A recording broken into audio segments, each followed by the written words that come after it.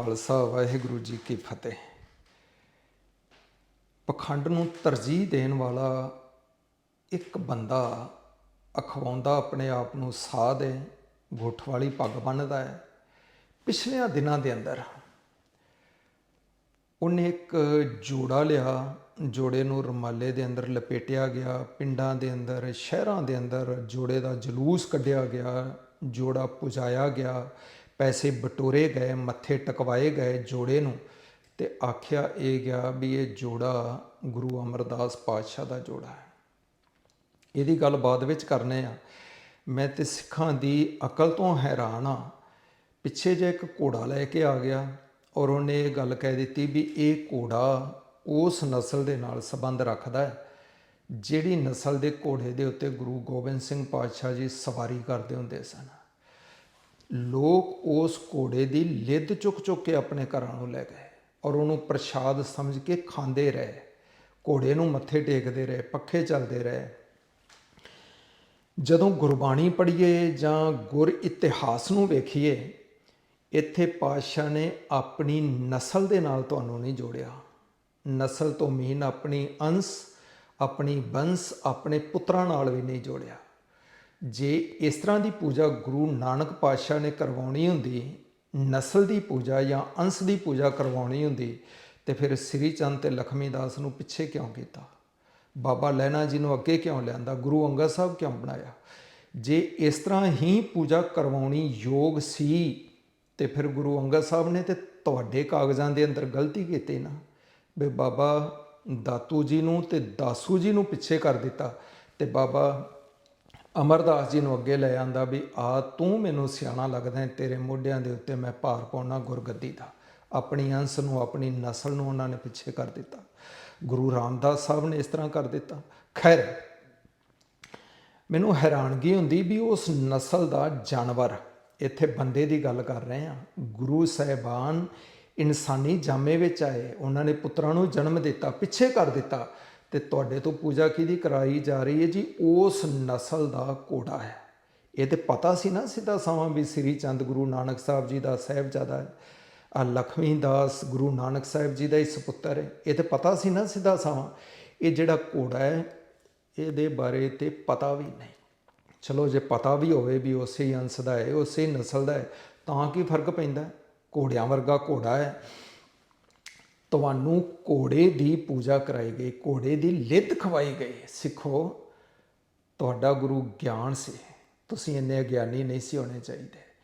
ਗੁਰੂ ਪਾਤਸ਼ਾਹ ਦੇ ਦਿਲ ਨੂੰ ਦੁੱਖ ਦੇਣ ਵਾਲੇ ਸਭ ਤੋਂ ਵੱਡੇ ਦੁਖੀ ਤੁਸੀਂ ਜੇ, ਜਿਹੜੇ ਗੁਰਬਾਣੀ ਨੂੰ ਛੱਡ ਕੇ ਤੇ ਇੱਧਰ ਨੂੰ ਤੁਰ ਪਏ, ਉਜੜੇ ਰਾਹ 'ਤੇ ਤੁਰ ਪਏ।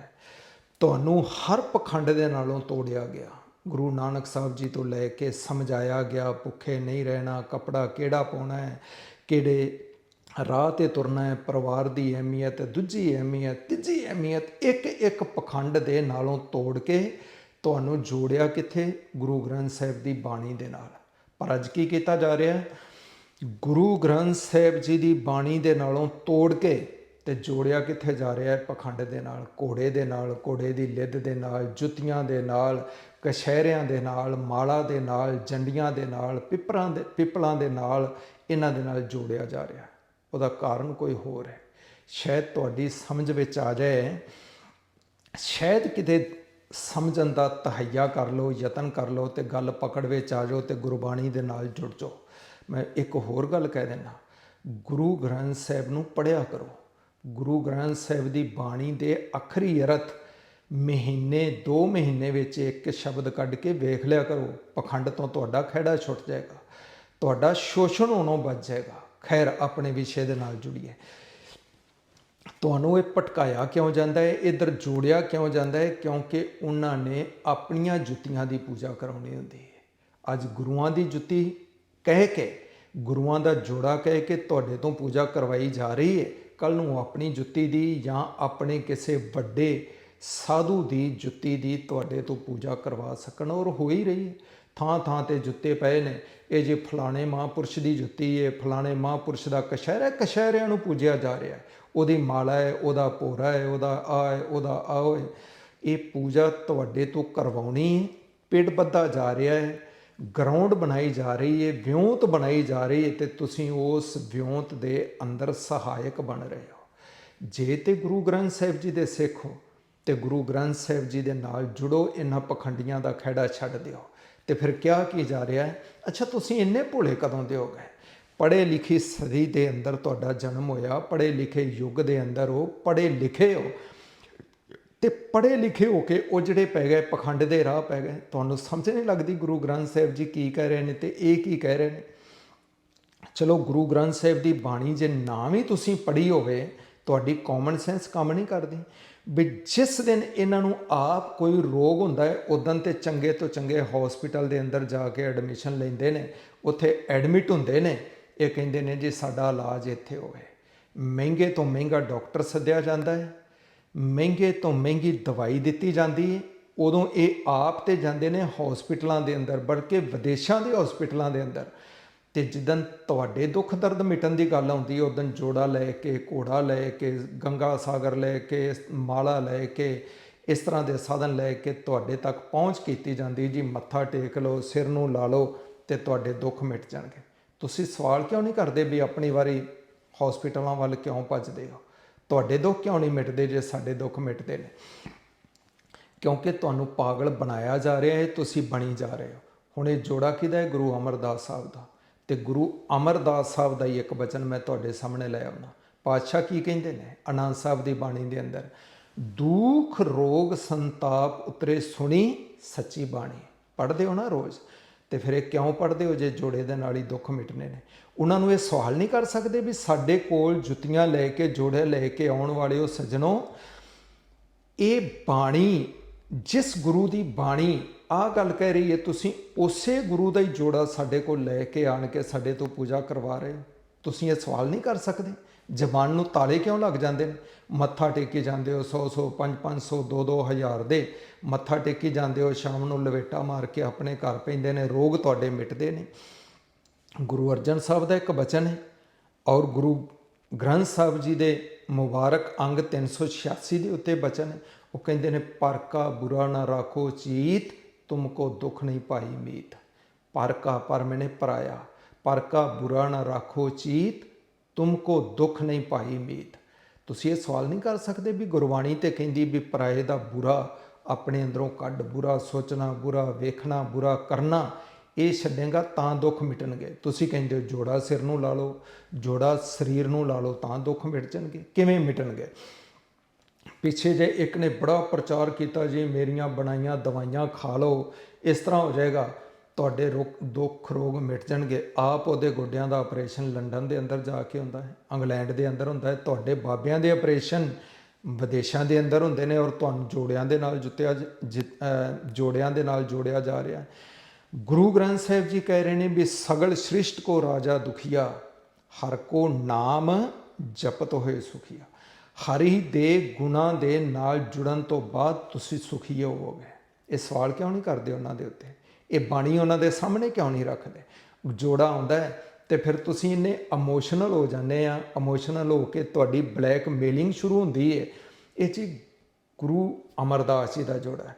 ਤੇ ਗੁਰਬਾਣੀ ਦੇ ਵਿੱਚ ਗੁਰੂ ਨਾਨਕ ਸਾਹਿਬ ਤੋਂ ਲੈ ਕੇ ਇੱਕ ਵੀ ਬਚਨ ਕੱਢ ਕੇ ਵਿਖਾਓ ਜਿੱਥੇ ਕਿਹਾ ਹੋਵੇ ਵੀ ਜੋੜੇ ਦੇ ਨਾਲ ਜਾਂ ਗੁਰੂਆਂ ਦੇ ਕੱਪੜਿਆਂ ਦੇ ਨਾਲ ਜਾਂ ਗੁਰੂਆਂ ਦੇ ਉਸ ਥਾਂ ਤੇ ਜਾਣ ਤੋਂ ਬਾਅਦ, ਗੁਰੂਆਂ ਨੇ ਕਿਸੇ ਥਾਂ ਦੇ ਨਾਲ ਵੀ ਨਹੀਂ ਜੋੜਿਆ, ਵੀ ਉਸ ਥਾਂ ਤੇ ਜਾਣ ਤੋਂ ਬਾਅਦ ਤੁਹਾਡੇ ਦੁੱਖ ਦਰਦ ਮਿਟਣਗੇ। ਇਹ ਤੁਹਾਡੀਆਂ ਕਾਢਾਂ ਨੇ, ਤੁਹਾਡੀ ਅਗਿਆਨਤਾ ਦੀਆਂ ਕਾਢਾਂ ਨੇ।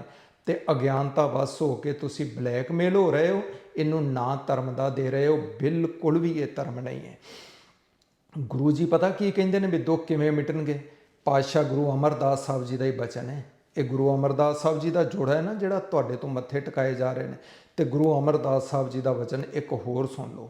ਉਹ ਕਹਿੰਦੇ ਨੇ ਅੰਦਰ ਕਪਟ, ਅੰਦਰੋਂ ਤੂੰ ਕਪਟੀ ਹੈ। ਇਹ ਵੀ ਕਪਟੀ ਨੇ ਜਿਹੜੇ ਤੁਹਾਡੇ ਤੱਕ ਜੋੜਾ ਲੈ ਕੇ ਆ ਰਹੇ ਨੇ। ਇਹ ਕੋਈ ਸ਼ੁੱਧ ਮਨ ਵਾਲੇ ਨਹੀਂ ਗੇ। ਹਾਂ, ਤੁਸੀਂ ਇਹਨਾਂ ਨੂੰ ਮੰਨ ਲਿਆ ਹੈ ਕਿਉਂਕਿ ਬਗਲੇ ਨੇ ਤੇ ਤੁਹਾਡੀਆਂ ਨਜ਼ਰਾਂ ਬਹੁਤ ਗਹਿਰਾਈ ਤੱਕ ਨਹੀਂ ਜਾ ਸਕੀਆਂ। ਤੁਸੀਂ ਉੱਤੋਂ ਪਹਿਰਾਵਾ ਵੇਖਿਆ, ਚੋਲੇ ਵੇਖੇ, ਪੱਗਾਂ ਵੇਖੀਆਂ, ਬਗਲਿਆਂ ਨੂੰ ਵੇਖਿਆ ਤੇ ਬਗਲਿਆਂ ਨੂੰ ਵੇਖ ਕੇ ਉਹਨਾਂ ਨੂੰ ਸਾਧ ਮੰਨ ਕੇ ਬਹਿ ਗਏ। ਖੈਰ ਇਸ ਪਾਸੇ ਆਓ, ਗੁਰੂ ਅਮਰਦਾਸ ਸਾਹਿਬ ਜੀ ਦਾ ਬਚਨ ਹੈ। ਉਹ ਕਹਿੰਦੇ ਨੇ ਅੰਦਰ ਕਪਟ ਸਦਾ ਦੁੱਖ ਹੈ। ਜਿੰਨਾ ਸਮਾਂ ਅੰਦਰ ਦਾ ਕਪਟ ਗਵਾਉਂਦੇ ਨਹੀਂ ਦੁਖੀ ਰਹੋਗੇ।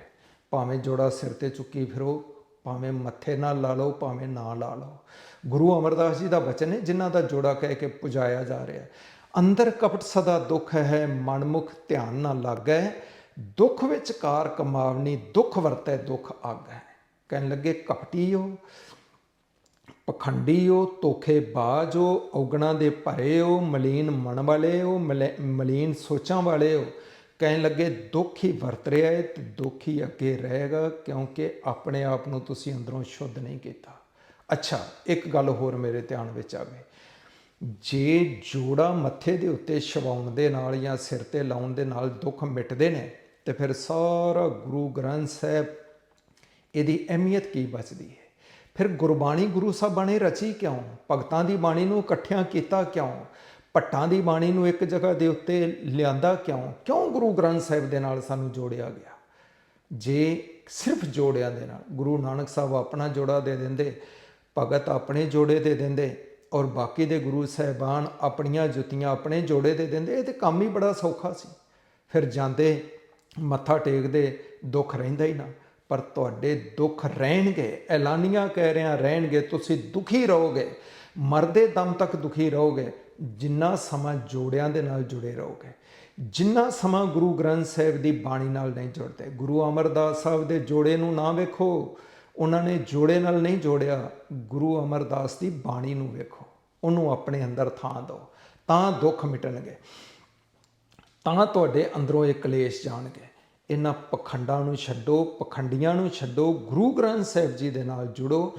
ਤੁਹਾਨੂੰ ਇਹ ਸਮਝ ਹੀ ਨਹੀਂ ਆ ਰਹੀ ਵੀ ਅਸੀਂ ਗੁਰੂ ਨਾਨਕ ਸਾਹਿਬ ਦੇ ਸਿੱਖ ਹਾਂ ਤੇ ਕਿਹੜੇ ਉਜੜੇ ਰਾਹ ਤੇ, ਭਟਕੇ ਹੋਏ ਰਾਹ ਦੇ ਉੱਤੇ, ਭੁੱਲੇ ਰਾਹ ਦੇ ਉੱਤੇ ਪੈ ਕੇ ਆਪਣਾ ਸਮਾਂ ਬਰਬਾਦ ਕਰ ਰਹੇ ਹੋ, ਪੈਸਾ ਬਰਬਾਦ ਕਰ ਰਹੇ ਹੋ। ਇਸ ਰਾਹ ਨੂੰ ਛੱਡ ਕੇ ਸਿੱਧੇ ਰਾਹ ਤੇ ਤੁਰੋ। ਖੁਦ ਬਾਣੀ ਪੜ੍ਹੋ, ਖੁਦ ਬਾਣੀ ਨੂੰ ਸਮਝੋ, ਖੁਦ ਬਾਣੀ ਦੇ ਨਾਲ ਜੁੜੋ, ਤਾਂ ਦੁੱਖ ਮਿਟਣਗੇ।